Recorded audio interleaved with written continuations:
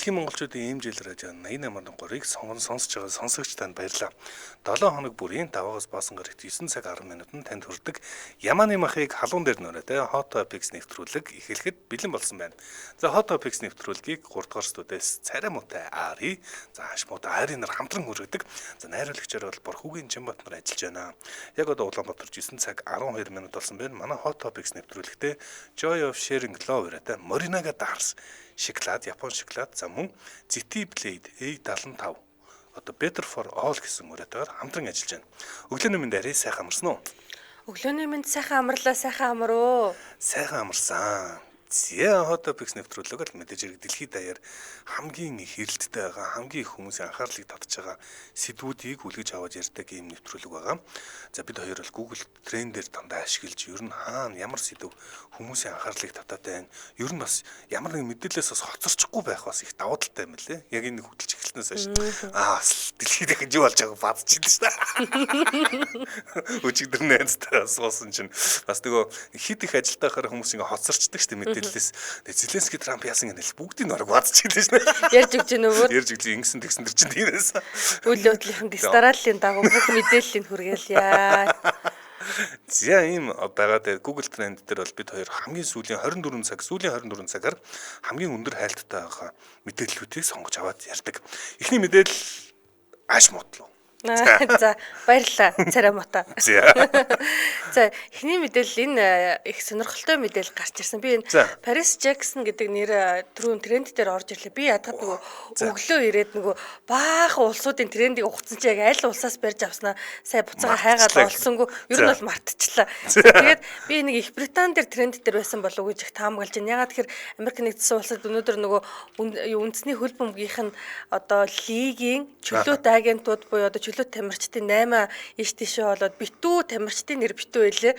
Тэгэхээр одоо энэ бүсгүй Paris Jackson гэдэг энэ бүсгүй хувьд бол яг ямар шалтгаанаар тренд дээр гарч ирээд байгааг нь би одоо ярьж өгье. За ерөнхийдөө бол ингээд дэлхийд дахинд одоо хөхний товчийг чөлөөлөх хөдөлгөөн гэдэг зүйл өрнөд байгаа юм байна. Айгу хурцдчихлаа. Өглөө хэлгэн нэр юу аа. Үгүй тэр баярлж байгаа юм. За хөхний товч. За хөхний товчийг чөлөөлөх хөдөлгөөн. Зөөз. Яг англи дээр ийм үг байгаа болохоор би одоо нэг хайхтар ёс бус үг хэлсэн гэж бодохгүй шүү дээ. Гайгүй байгаа хаа. Яа нэг зүг одоо чөлөөлнө гэх юм. Тэр ч одоо дарангуулаад.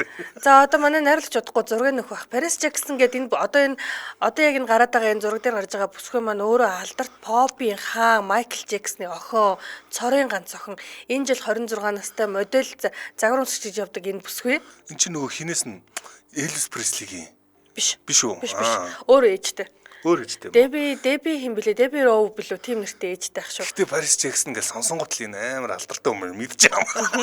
Үнэрлэж гинөө. Үнэрлэл энэ өстө алдартай л хүмүүс байна гэж шууд мэдчих юм л та. За, Paris Jackson-д ягаад ингэж хил аманд өртөөд за тэгээ Paris Jackson-ыг дагаад ингэж бүхэл бүтэн энэ тентхийн томоохон сайтууд дээр мэдээллийн агентлагууд дээр нийтлэл гараад эхэлсэн бэ гэхээр сая сүүлд загварын 7 хоногийн үеэр Paris Jackson маань юу байсан? Шоунд оролцохдоо Paris-ийн загварын 7 хоногийн үеэр Stella McCartney-гийн шоунд оролцохдоо ингээд шууд ингээд нөгөө нүцгэн биеийн дээрээ одоо торон одоо даашин зөмсөд ирсэн. Бурхан минь. За тэгсэн чинь мэдээж нөгөө одоо тэр найруулагч маань өгөх зурган дээр мэдээж ингээд хөхний товчны бол ингээд нөгөө булаардагдаад ингээд жоохон дарагдцсан байгаа. Угаасаа ингээд нөгөө гадуур эн чинь нөгөө хориотой зүйл учраас шээрлэгдэхгүй байна л да. Ингээд энэ бүсгүй хувьд ингээд маш нээлттэй том арга хэмжээ тийм үү бүхэл бүтэн Paris-ийн загварын 7 хоног дээр тэгээд бүр Stella McCartney гээд том одоо загварын зохион бүтээгчийн шоуун дээр хөхнийхөө товчийг ил гаргаад ирсэн чинь хүмүүс шуугаад сүйд заяа. Ой бачгаа. Энэ одоо яг шар өстэй бүсгүй Michael Jackson охин юм уу? Тий охин мөн. Цорын ганц охин нь 26 настай охин. Гэтэ Michael Jackson одоо өнгөт ирсэн байц тэ. Тий. Чи юу ямар шар өстэй. Ээж нь шаргал өстэй бүсгүй байсан санагдаад байна би. Зөв санаж байгаа бол цагаан арьстай. Яг аав муу юм уу даа. За мөн бэлгүй дээ. Мэдгүй. За ямар ч гэсэн хажуугаар нь харн ороод ирэх юм байна. Би ч атарх хүн шүү. Харин бол айрдaltaй байгаа шүү. За, Paris Jackson-ыг ингээд одоо хөхнийхээ товчиг ил гаргасан ийм хувц өмсөд олны нүдэн дээр гараад ирсний дараагаар одоо BBC дээр бүхэлд нийтлэл гарсан байна л да. Энэ дээр болохоор яаж ийнэ вэ гэхээр ер нь сүүлийн үеүүдэд ингээд биднэрт мэддэггүйгээр одоо энэ олны танил одууд одоо хөхний товчиг чөлөөлөх ийм хөдөлгөөн өрнүүлээд байгаа юм байна гэдэг ийм нийтлэл гарчиж. Би тэгээд энэ нийтлэлийг уншиж байхдаа яйдаа чамаг. Ямар гоё ингэнэ. Энэ нийтлэг уншиж байхдаа би дотор юу гэж бодсон бэ? Одоо яг найруулга зургийг өгч чинь хараа. Яг ингээд нөгөө нэг би ингээд бүхэлдээ. Үгүй тэр доошоо тонгоож байгаа гэнэ. За. Бүхэлдээ ингээд би ингээд шууд ингээд нэвтэрч харагдаж байгаа тийм торон даашин загаад. Энэ хар өнгийн. За. Хар өнгийн. Мэдээж энэ одоо доогоороо бол дотор хувцастай байгаа. Дээгүүрээ нүцгэн байгаа аахгүй юу? Одоо урдаас нь авцсан нэг зураг байх хэвээр тэрийг удахгүй найруулж өгөх байх. За тэгээд энэ одоо хөхний товчиг чөлөөлөх хөдөлгөөн гэд байгаа энэ хөдөлгөөний үеэр одоо өнгөрсөн сарын эхээр болсон Brit Award байна штэ. Британий одоо дуу хөгжмийн салбарын шилдэгүүдийг тодорхойлдог Британд Grammy гэсэн үг штэ. Энэ awards дээр Charlie XX гэд бүсгүй бас ингээд биеийн ингээд тод харагдахуйц тийм ингээд торон хувцастай ирсэн. За үргэлжлүүлээд одоо энэний өмнөх ингээд одоо загварын том брэндүүд ч юм уу те Dior брэндээс жишээ нь ингээд бас юм юу одоо хөхний товчийг ингээд сулсан буюу ил гаргасан ийм торон хувцас ингээд коллектортой дарамттай юм биш үү зүрчнүүд чинь түл чөлөөлөх нь зөв штэ. Энэ бүр ингэсэн байна яг юм. Тэр нэг товч маань байнгын дарамтанд байдаг нь үнэ гэсэн байна.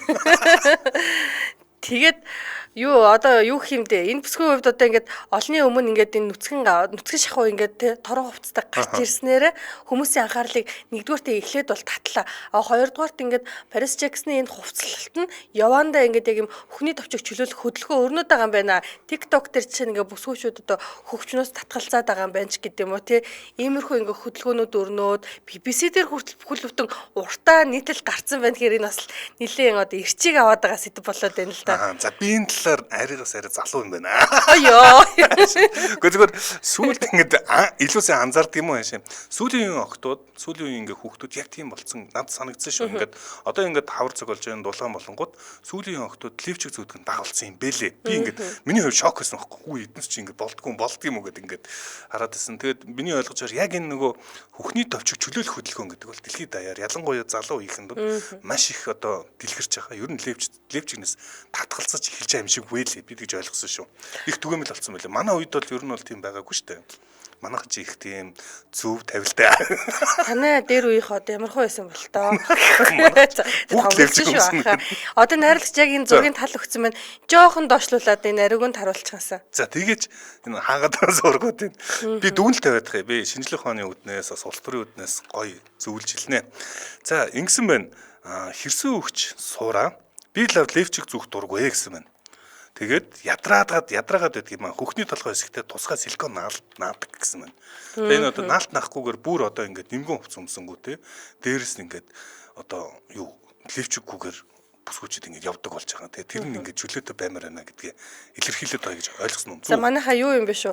Найруулагч маань ингээд бас ингээд хөх ил задгаа ийм төрлийн юг одоо эфир дээр хөөс татгалзаж байна. Тэгэхээр өөрөөсөө Paris Jackson гэдэг яг одоо хайх юм бол тренд дээр энэ бүсгүй маань одоо яг энэ задгаа торонд даашинцтай байгаа хувцс нь гарч ирээ дэлхийд даяар хайгаа дэлхийд даяар хөхийг чөлөөлөх энэ хөдөлгөөн гэж одоо юу өрнөд байгаа юм бэ? Яригадаад байгаа юм биш шүү. Тийм. Рад Салман гэсэн байна. Майклийн дагвар охин гэсэн байна.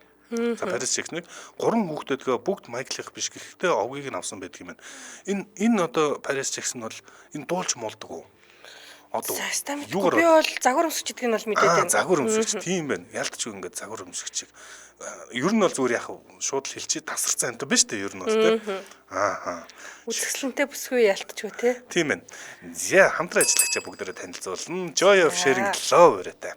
Marinaga Dars Япон шиг хамтран ажиллаж байна.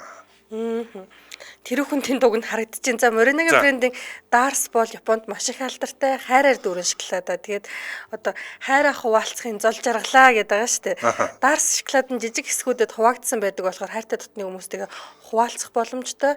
Тэгээ ингээ хайраа хуваалцаад энэ шоколадаа хуваалцж идэрээ гэдэг байгаа. Энгийн шоколад чи ингээд задлахад хэцүү байдаг. Хуваалцахад цаанаа нэг харан төрдөг. Дарс болж яг л хуваалцахад зориулагдсан ийм шоколад. Тэгэхээр тусдаа дөрвөлжингээр хуваацсан байдаг. Би ингээд хизээл өчигдөр яг ингээд унтчихсан бэл уржигдэр гэртээ ингээд зүрмлээ унтчихсан чинь манай ихнэр шууд аман дотор нэг юм дарс хийж явуулсан. Тэгээд ямар романтик юм бэ. Гэхмэтчлэн тэгээд ийм одоо хуваацсан байхаар ялтчгүй ингээ хайртай өндөө өгмөр санагдаад байдаг юм билээ. Би ч одоо хоёр бас ингээ өгдөг хүнтэй надаас цаавал хувааж өгдөг. Нөгөөх нь манай баг гүнж ба.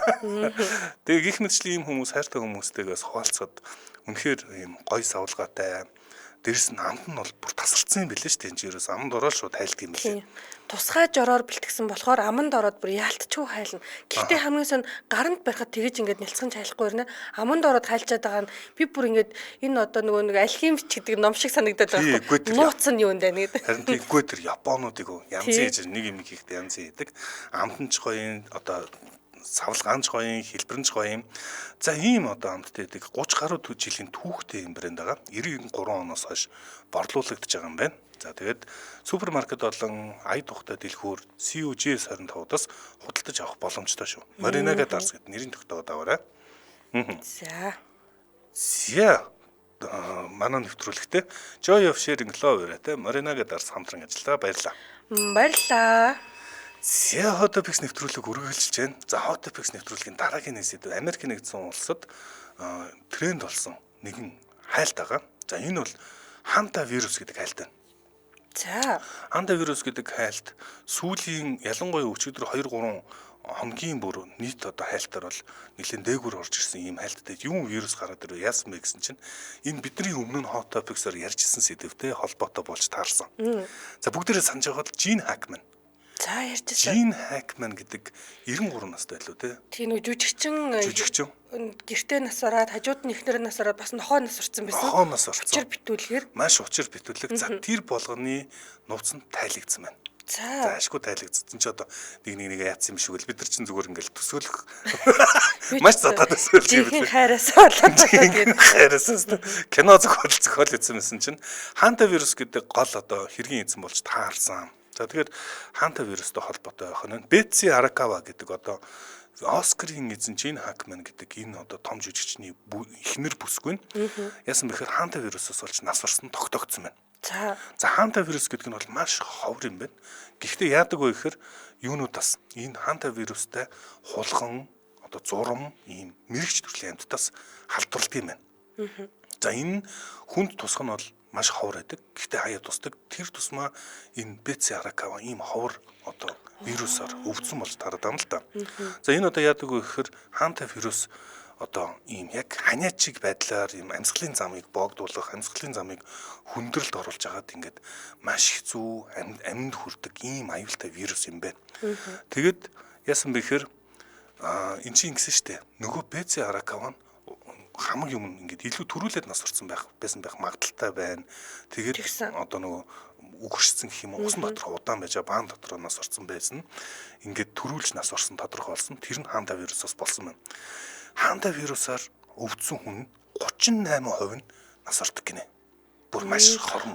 Тийм байна. Маш хорож өндөр. Бараг 2 хүн тутмын нэг нь ханта вирустай л бараг ингээд нас орж байгаа. Тэгээ Бетси Аракава бас нас бол нэлээд бас явсан 60 хэд настай байлаа да. Тэгээд ингээд ханта вирусоос болж нас орсон. За нэг гунигтай мэдэн эн чинь ингээд ингэдэм байна. Нэрнгэсээ энэ юуны агаарын замаар дамждаг гинэ. Тэгээд тэр нөө мэрэгч амтан хулхан янз янзын шээх бааснаас нь ингээд агаар тарахаараа тэндээс нэг амсгалаар дамжаад тэргээр нь халтчдаг гэж байна. За тэгээ ялангуяа энэ одоо Америк нэгдсэн улсын ямар юм бэ? Харин тийм. Тэгэд нөгөө эн чинь нөгөө юун даа штэ хөдөөний нөгөө лагер гэж ярих юм уу? Одоо манайхаар бол туслангийн байшинд байсан. Тэгэд нөгөө туслангийн байшин эсвэл урд хэсэгтүүд Нью Мексико энэ мужуудаа ханта вирус илүү түгээмэл байдаг юм байна. Одоо чинь нэг юм ш тампар дээр нь ч юм уу те гадаа нэг хулганд батсан байлаа хажууд нь очиод зогсоход тэрнээс нь тэгэл агаар цэцлийн замаар авчиж магадлал өндөртэй гэсэн үг үү? Тийм шүү дээ. Ер нь хулгантай газар амьдарч хулганы шээс бас айгүй сайн өнөртдөг шүү дээ. Тэрийг ерөөсө тэргээр босчих магадaltaй байдаг юм байна. Бас мэдчих үнэхээр илүүдэггүй. За тэгээд ингээд тусангуутай энэ ерөөсө булчин янгин живдэн, толгоо өвдөн, толгоо эргэн ерөөсө гитсэн гүйлгэн өстө тамалд юм байна. Тэгээд ийм хэцүү бас ийм өвчин байдаг болж тарж байна. Энэ харамсалтай өвчнөр одоо Жин Хакман ихнэр төрүүлж нас орсон болж байгаа. За тэгээд Жин Хакман өөрөө яаж нас орсон бэ гэсэн Жин Хакманы тухай ийм одоо мэдээлэл Альцгеймертэй байсан. За Альцгеймер гэдэг одоо өвчин бол одоо мартах өвчин шүү дээ. Ер нь бол нас өндөр гарахаараа хүмүүс чи 90 настай тий. 93 байсан уу? 93 3 хүн тутмын нэг нь заавал Альцгеймер юм уу, Паркинсонс заавал өвддөгөө настай хүмүүсийн өвчин гэж байна. Альцгеймер гэдэг бол нөгөө манайхаар бол одоо яана гэдэг л мартаж сандаг болохыг чинь зөнөх өвчин буюу ерөөс ингээд мартаад байсан байгаа. Өөрөөр хэлбэл бүр ингээд яг ингээд төсөөлөж ярил ихнэр нь тэнд усан дотор өвдөөд өгч яхад өгсөн бахад Жин Хакман зүнцэн учраас ихнэртэй гэдгээч мартсан байх магадaltaй байгаа байхгүй. Ихнэртэй гэдгээч мартсан. Юу болж байгаач мартсан. Ерөөсөө ихнэр нь халамжилдаг байсан болж тараад байхгүй. Жин Хакманыг хажууд нь байгаад ингээ зүрэнгүүд нь одоо тийг ингэн л гэж явдаг байсан байна. Тэгээд ихнэр ийм харамсалтайгаар ийм ховор өвчин өгсөн чинь Жин Хакман юу болоод байгаа ч ойлгохгүй зүн шагаад өөрөө бүдэрч унаад тэгээд өнгөрцөн болж тарж. Тэр ийм хүү хаягийн хүүхд мөхт нь хаагуур идэг байна тий. Харин тийм. За тэгээд ийм одоо юугаар хантавирус гэдэг шалтгаанаар эднээс ингээд одоо чиргийн хүчийг тайлгцсан манайхаа. За дараагийн мэдээлэл оръё. За дараагийн мэдээлэл зааж гараа миний мэдээ байх хэвээр. За Холливуудын алдарч жүжигчин Том Крузтэй холбоотой мэдээлэл орж ирсэн. За Том Круз маань энэ жил одоо 62 нү 63 настай санагдаад их юм. Насын гэл сараатай заяа. За 62 настай заяа. За тэгснээ ингээд нөгөө одоо энэ чинь одоо биелэгдэшгүй даалгавар гэдэг одоо франчайз кино нь одоо Монгол зөндөө олон гарч ирсэн шүү дээ. За тэгэл ер нь Супермен лаг залуу үстэй тийм тэгснээ ер нь бол ингээд экшн кинонуудад өөрөө тоглох дуртай. Тэгэнгүүтээ нэмээд тэр ингээд тоглох бүх процесс тэр ингээд хизээш нөгөө нэг орлон тоглогч авдггүй. Тэр ингээд нөгөө хүндрэлтэй тэр зураг авалтуудаа өөрөө хийж энээсээ кайф авдаг, адреналин ялгаруулдаг ийм төрлийн хүн шүү дээ. Ер нь тэрүүгээрээ ч их алдартай тийм үү. Орлон тоглогч ерөөсөө ашигладаггүй гэдэг. Тэр одоо ихтэй нас өндөр болсон болохоор. Нөгөө нэг за 90-ад онд гарсан юу чинь нөгөө нэг онгоцны эсгэгчтэй кино ч юу вэ гэсэн санаанд орж ирдгүй. Дахиад шинэ анги гарсан да. Тийм ээ нэр нь орж ирдгүй. За яг хөө тий яванд ороод ирэх баг. Орж ирэх бах уу. За тэгсэн чинь одоо болохоор энэ Алехандро Инарриту гэдэг одоо найруулагчийн 2026 оны 2 сард нээлттэй хийх яг одоо Википедиа дээр бичснээр болохоор нэргүй байгаа ийм кино. Гэхдээ The Sun гэдэг одоо Английн том сэтгүүл дээр бичснээр бол Judy гэдэг нэртэй ийм одоо кинонд Том Круз маань гол дүрийг бүтээж байгаа юм байна. Ямар утгатай кино вэ гэхээр ингээд дэлхийн техник сүрлээс аврахын тулд маш их хичээж байгаа дэлхийн хамгийн их эрх мэдэлтэй хамгийн их хүчтэй үний дүрд уг нь тоглож байгаа юм байна л та. Яг л зогсох юм байна.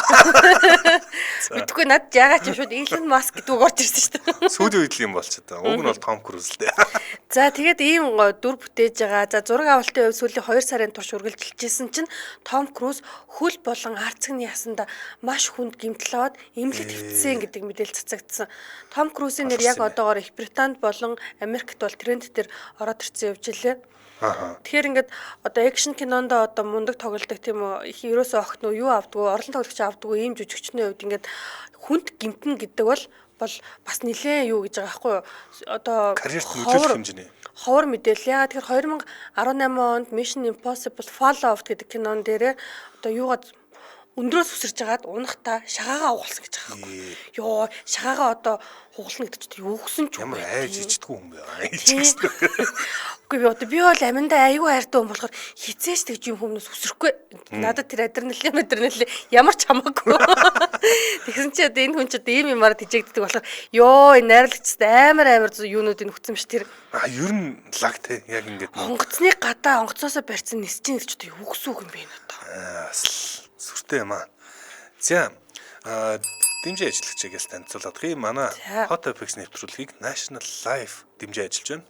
National Life даатгалын ипотекийн зээлдэгчийн амь насны даатгал нь бүх төрлийн шалтгаанд өвчний улмаас мөн гэмтийн онцлог улмаас амь насаа алдах, за түүнчлэн хөдөлмөрийн чадвараа бүрэн алдах зэрэг тохиолдлуудад зээлийн үлдэгдлийг нөхөн төлж таны гэр бүлийн санхүүгийн эрсдлээс хамгаална.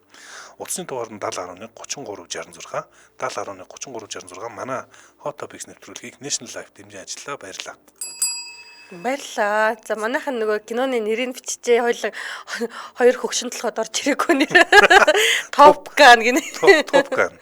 Top Gun-ы нэгдүгээр ангинч гоё над хоёрын ч таалагдсан. Тийм.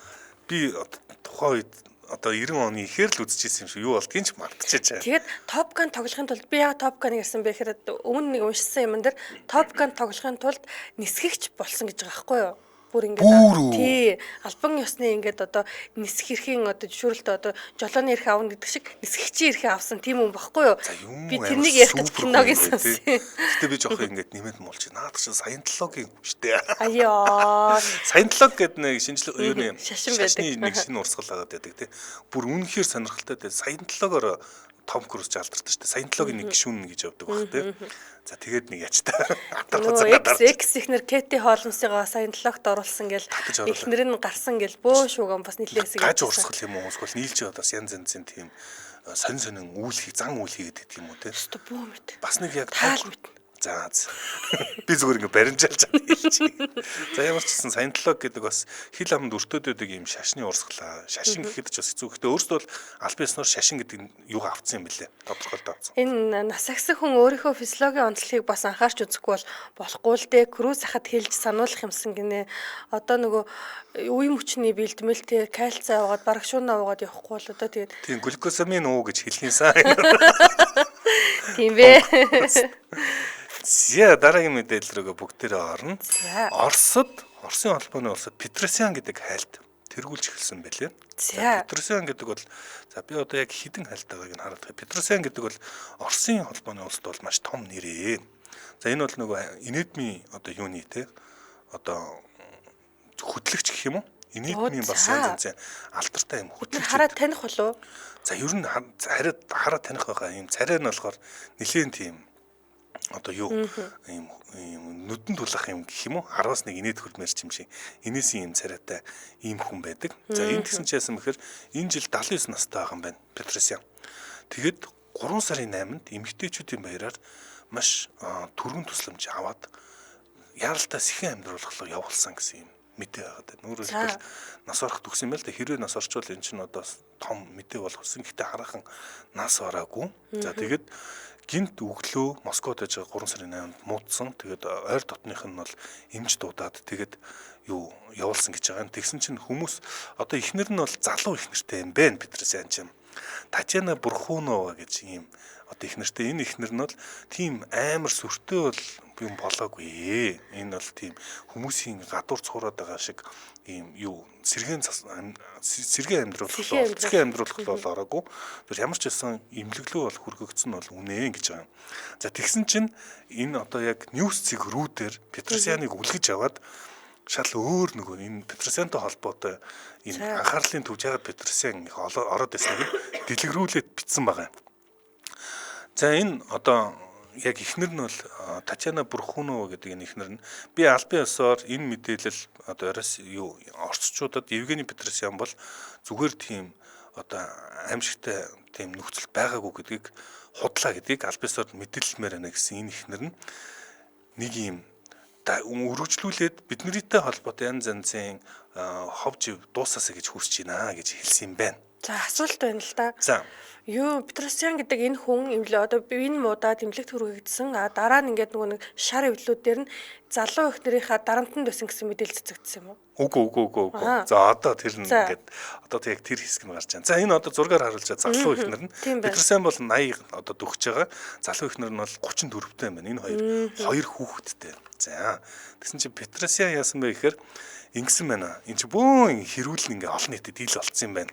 Петросян уг нь бол өмнөх одоо анхны ихнэрээс гарсан ийм охинтой ганц одоо том охинтойсэн тэр охинтойгоо Москвад 34 м квадрат одоо юугаа байраа хамтран эзэмшдэг байж хагаад охиных нь нэрээс хасах хүсэлт гаргасан. Охиныгоо одоо ордер дээрээс хасах. Ордер дээрээс хасах юм уу? Энэ ингээд хүмүүсийн хэрүүл маргааны түүхэд одоо энэ 20 сая рублийн үнэтэй юм байрлал юм л да. Москвагийн төвд болохоор тэр нь одоо манайхаар 800 сая төгрөг хавцуулах юм уу? За энэ л одоо Петросянд байдаг одоо бас нэг зөвхөн хөрөнгүүдийн нэг юм шиг байна. Тийм баян болж чадаагүй гэхдээ алдартай хүн гэсэн үг л дээ. За тэгээд энэ одоо эхнэрийнхээ хуучин эхнэрийнхээ охиноос одоо юу яасан? Нэрийг хасгаад ингээд эднүүсийн хооронд юунуудын хэрүүл болоод байгаа.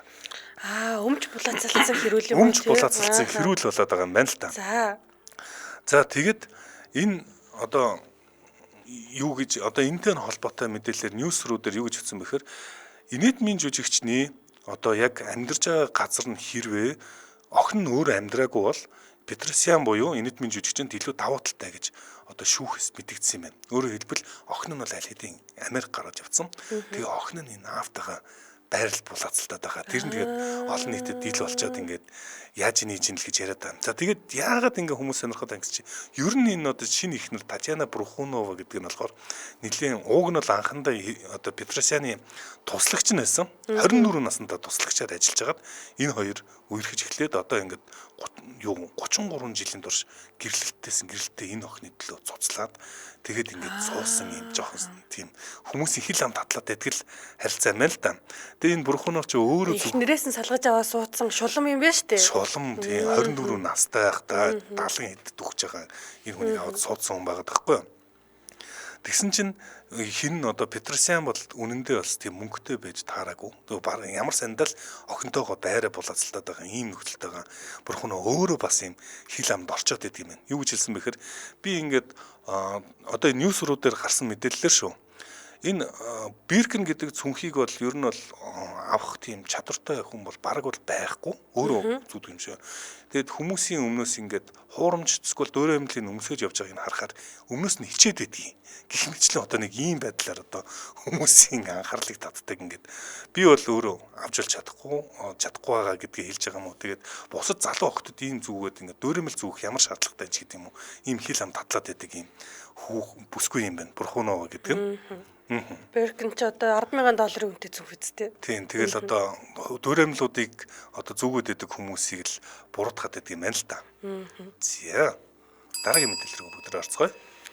За дараагийн мэдээлэл Канада улсын улс төртэй холбоотой ерөнхийдөө бол дэлхийн геополитиктэй холбоотой мэдээлэл нь л да. Яагаад тэгэхээр Марк Карни гэдэг нэр болохоор яг одоогоор Канадад, Америкт, Австралид, Их Британд гэдэг ерөнхийдөө бол англи хэлээр ярьдаг бүх орнуудад ороод ирчлээ тренд дээр энэ нэр.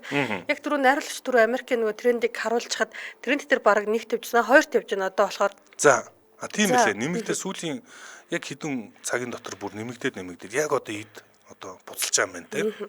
За Канадын ерөнхий сайд алдартай нөгөө гоо үзэсгэлэнгээрээ алдартай Жастин Трюдог бол дэлхийд даяараа мэднэ.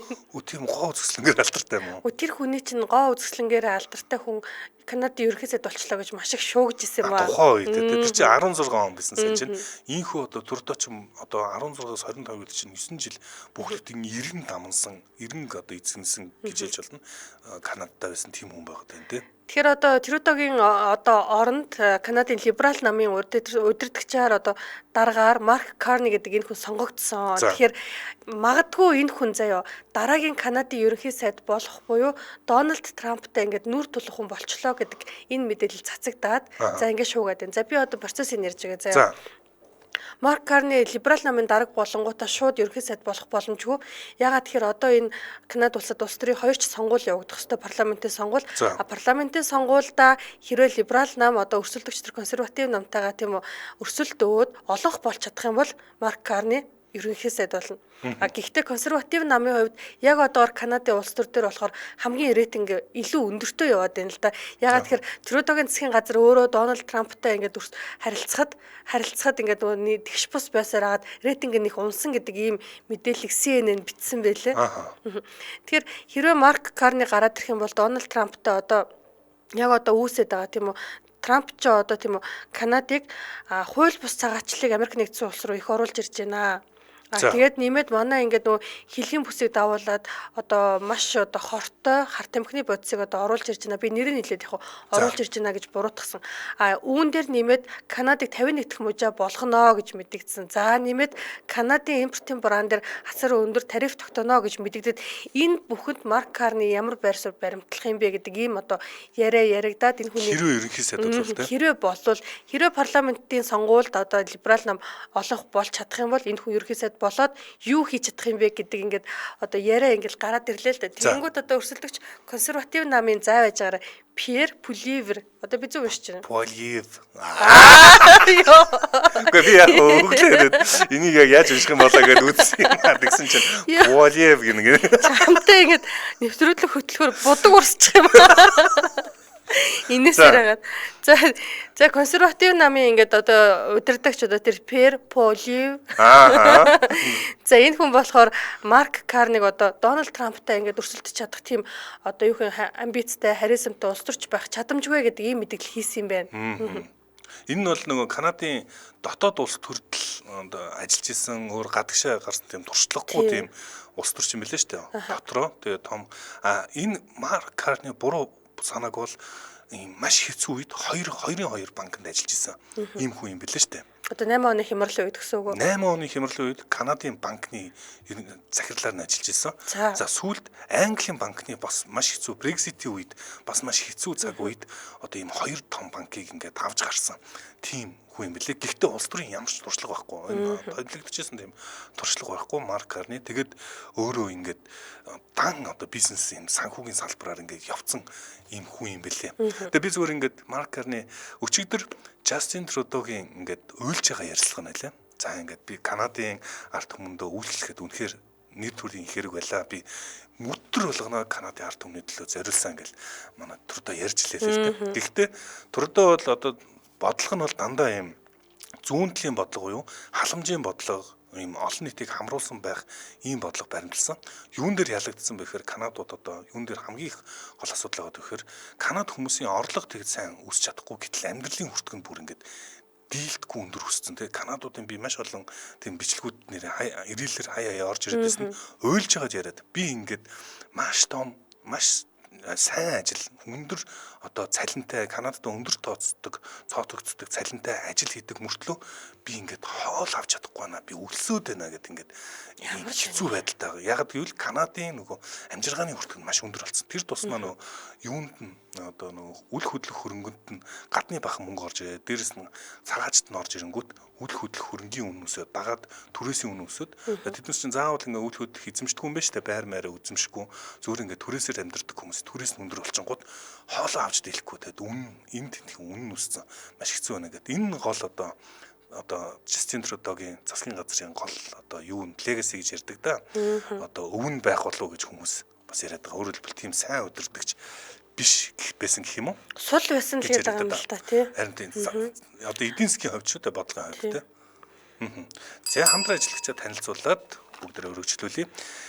Better for all үрээд ZT гар утас хамтран ажиллаж байна. За ZT одоо гар утасны Blade A75 гэсэн юм 5G дэмждэг гайхамшигтай утсыг танилцуулъя.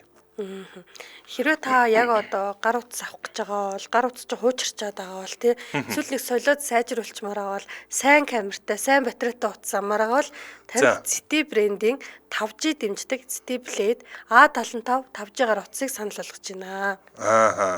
За тэгэхээр 50 мегапикселийн хүчин чадалтай ийм камерагаа за хамгийн гол нь за 50 мегапикселд бол ховор байдаг. Гэхдээ үнэхээр хүчин чадалтай. Энэс арай хүчтэй ганц 2 тийм камерууд бол байдаг. Гэхдээ 50 мегапиксел бол үнэхээр хүчин чадалтай. Ингээд болоогүй. Хамгийн гол нь ZT бол ерөөсөө оюун хиймэл оюухан суурилсан юм ухаалаг камертай гэдэг нь хамгийн гол онцлог болж байгаа. За зургийг авна гэдэг бол хүчтэй камертай байгаад нэмэргүй байгаад байдаг. Би одоо жишээ нь Canon-ы одоо 5D ч юм уу 7D авал ингээд зураг авангууд хачин юм гарч юм чинь. За хүн ерөөсө камертай биш юм байна гэд. Камертай бас биш. Камерын тохиргоогоо гэрлийг тааруулах, тэр одоо нөхцөлдөд тааруулах, тэр тохиргоонууд нь чухал байдаг. Тэрийг нь мэднэ гэдэг чинь бид нар шиг одоо мэржлийн биш хүмүүс чинь бүх асуудал шүү дээ. Тэгвэл тэрийг нь танд хиймэл оюухан өмнөөс чинь шийдэдэг нь таны авсан зураг болгон мэрэгжлийн юм шиг гарна гэж байна. Йоо тэгэхээр бүртээ би бас зургийг ямар ч авьяасгүй бүдэрч унаалаа. Оо ямар гоё зураг. Тэнгүүд хиймэл оюун ухаантай камер хэр одоо ингээл те зураг авлаа гэхэд нөгөө юу байх нь шүү дээ те тэр нар гэрэл сүүдэр те бүх юм те фокус те мөнгө фокус гэж бүх юмыг нь автоматар тань тохируулж өгдөг ийм зориултын утас байгаа. За ингээд бас болоогүй. Энэний бас хамгийн гол давуу тал нь 50,000 мА-тай гэж байгаа. 50,000 гэдэг бол одоо бүтэн өдөр 2 өдөр тамнаж ийм хүчрэх утсыг одоо цэнгээ барих чадамжтай ийм хүчтэй батарейтай тийм цэнгээ удаан барьдаг. За та хэрвээ ZT Blade A75 гэж яриад байгаа энэ гоё утсыг үзье гэж бодож байгаа бол Mobicom-ын салбаруудыг зорих хэрэгтэй. Очоод гараар барьж үзээд, зургийг дарж үзээд би бол яг тэгж л авна. Яг турш үзчихэж л авна. Тэгээ өөрийнхөө хэдэн селфи дарж үзээд үзүүлэх баг. Магадгүй чи 50 селфи дарахад 11 хэрэг болох ч юм бэл. Тэгээ профайл зургаад 50 селфи дарангууд нэг нь л хайгуу гараад исэн биз дээ. За тэгээ Mobicom цэгийн мэн Mobi одоо хандаад дэлгэрэнгүй бас мэдээллийг нь бол авах боломжтой. За та хэрвээ Mobicom-ийн хэрэглэгч бол Mobi app татаж авах битгий мартаарай. Харин утсаар мэдээлэл авъя гэвэл 22 гэдэг дугаараас дэлгэрэнгүй мэдээлэл авах үнэ. За манай Hot Topics нэвтрүүлэгтээ 1 жилийн хугацаанд дэлгэцэн үнгүй солиулах боломжтой ZT Blade A75 гаруйц хамтран ажиллаа. Баярлалаа. Баярлалаа. За Hot Topics нэвтрүүлэг үргэлжилж байна. Би нөгөө юуны Марк Карни яг одоо бүр тэргүүлээд Америк нэгдсэн улсад нэгт ороод ирсэн байна шүү дээ. Ерөөсөө 13 цагийн өмнөөс хойш ингээд тэргүүлээд эхэлж байна. 100 мянган хайлттайгаар одоо Америк нэгдсэн улсын Америкчуудын хамгийн гол одоо ярианы сэдэв бол Канадын дараагийн ерөнхий сайд хэн байх вэ гэдэг сэдэв яригдж байгаа юм байна. За тэгээ Марк Карнигийн нэг хэлсэн үг нь юун дээр BBC дээр CNN дээр гарсан байсан чинь ингэж хэлсэн байлээ. Америк нэгдсэн улс бид нар бол тийм зодон өдөөд байдаг хүмүүс бол биш ээ. Америк гэхдээ биднийг зодноо гэж дээрлэхнэ гэх юм бол бид нар зүгээр суухгүй хүмүүс. Америк нэгдсэн улс бид нартай зодтолмоор байвал бид нар зөрүүлээ зодтолт нь буюу Justin Trudeau-гийн тариф одоо импортын тариф тогтооход ямар арга бодлого барих вэ буюу тарифыг хариу барина гэдэг аргыг энэ бодлогыг үргэлжлүүлнэ гэсэн санааг Марк Карни хэлж байгаа. Одоо энэ протекционизм буюу хоорондоо худалдааны дан хийгээд байгаа дайнд нь орно. Бид нар Америк нэгдсэн улсад тийм амархан бууж өгөхгүй бидний аюулгүй байдалд тэгж дураараа хандахыг бид нар одоо зөвхөлийн зөвшөөрөхгүй. За тэгээд Америк нэгдсэн улсыг бид нар худалдаагарч тэр хоккейерч тэр ялна гэсэн мэл. Яа, хоккей дээр ч угаасаа баг номер 1 үстэй тий. Сая ч нөгөө хоккейн тоглолтын дээр ч нөгөө Америк нэгдсэн улсын төрийн дуудлал нь явсан чинь бүүлж мүлээд бас энэ хоёр чинь нэлээд Канада Америк хоёр чинь харилцаа жоохон хүүтэрсэн гэх юм уу, ард түмэн жоохон ширүүссэн талтай байгаа тий. За Америк чинь тэг ядаж явах нөгөө Канадыг чинь 51 дахь мужаа болгоно. Ер нь бол болноо л гэд яриад байгаа тийм улс байна. Дараагийн мэдээлэл рүүгээ бүгдээрээ орцгоё. Дараагийн мэдээлэл дөөвж гэдэг хайлт дэлхийд одоо Америк нэгдсэн улс тэргүүлж эхэлсэн байна. За дөөвжөөс гадна нэг ийм хайлт дотор нь яваад лээ. Би мөнгө хизээ орж ирэх вэ гэд дивиденд буюу ногдол шиг хизээ орж ирэх вэ гэдэг ингээ хайгаад Америк нэгдсэн улс тэр чигээрээ хайгаад байна. Тэгсэн чинь ямар учиртай ингэсэн чинь Elon Musk Department of Government Efficiency буюу засгийн газрын үр ашгийн одоо хилтэс гэдэг юм газар байгуулад тэргээрээ засгийн газарт хэрэггүй байгаа гэж үтсэн ерөөсөө юунуудыг одоо яам агентлагуудыг ерөөсөө тэр чигээр нь тасдаж хаяад байгаа. Амар зэрлэг. За энэ дээр одоо яг зөрүүн тодорхойлт нь гарч ирж байна л да. Justin Trudeau бол одоо халамжийн бодлого өрсөн. Эдийн засгийн аягүй хүндэрц тэр хооронд. Тэнгүүд энийг зүүнтлийн бодлого гэж нэрлэв. Халамжийн бодлого. Тэнгүүд баруунтлынх нь бүр зэрлэг хүмүүс гарч ирж байгаа байхгүй. Одоо Аргентины ерөнхийлөгч Хавьер Милейгээр орж байна. Одоо хочин бол нөх хөрөө гэдэг шүү дээ. Ерөөсөө л хэрэггүй яам агентлагийн төрийн олон албан хаагчдыг ерөөсөө цөөлөөд тэндээсээ засгийн газрын зардлын хэмнэлт гаргаж авна. Гэх зорилготой энэ баруун талын үзүүлэлтнүүд гэдэг чинь одоо гол ялгаа нь эндээ одоо гарч ирдэг. Ерөөсөө Elon Musk бол хаана хамгийн үр ашиггүй талбар ах шиг байна. Тэрийг нь ерөөсөө хичээл ингээл явж байгаа. За тэгсэн чинь яасан бэхээр Америк нэгдсэн улсын засгийн газраас маш их одоо Трампын хэлснээр шүү. Хэдэн зуун сая, бүр хэдэн зуун тэрбум долларыг Elon Musk маань одоо биднэрт хэмнэж өгч байгаа гэж ярьсан. Трамп юу гэж зарласан бэхээр бид нар эндээс олсон хэмнэлтээ 20% хэмнэсэн хэмнэлтийнхээ 20% татвар төлөгчдөө буцаан олгоно. Тагаана гэж зарласан байна. Дээр их минь гэж тий. Наад зүгээр айхтар юм болох юм шүү. Тэгсэн чинь энэ ойролцоогоор яг одоо энэ одоо хэмнэсэн мөнгийг бүгдийг тооцоод одоо татвар төлөгчдөө хуваагаад үтсэн чинь нэг хүн болгон $5,000. Одоо хүртэл ажилласан байгаа хэмнэсэн байгаа мөнгөнд нэг хүнд одоо 20% л тараахад $5,000 болж ийн гэж байгаа байхгүй $5,000 тараах гэдэг юм байна. Сулайх нэ. Йоо $5,000 ч одоо монголоор хэдэн төгрөг юм бэ? Тэгээд одоо нөгөө бид нар ч одоо бас ингээл нөгөө мөнгө буухж байгаа бол ингээл нөгөө 1072 гэж хайгаад байдаг шиг Америк нэгдсэн улс нөгөө дивиденд нийцээ авах яах юм ингээл Google-ээр нэг хайж байгаа. Миний $5,000 хэзээ уух гэдэг байна гэдэг. $5,000 авах байсан бол би ч хайд.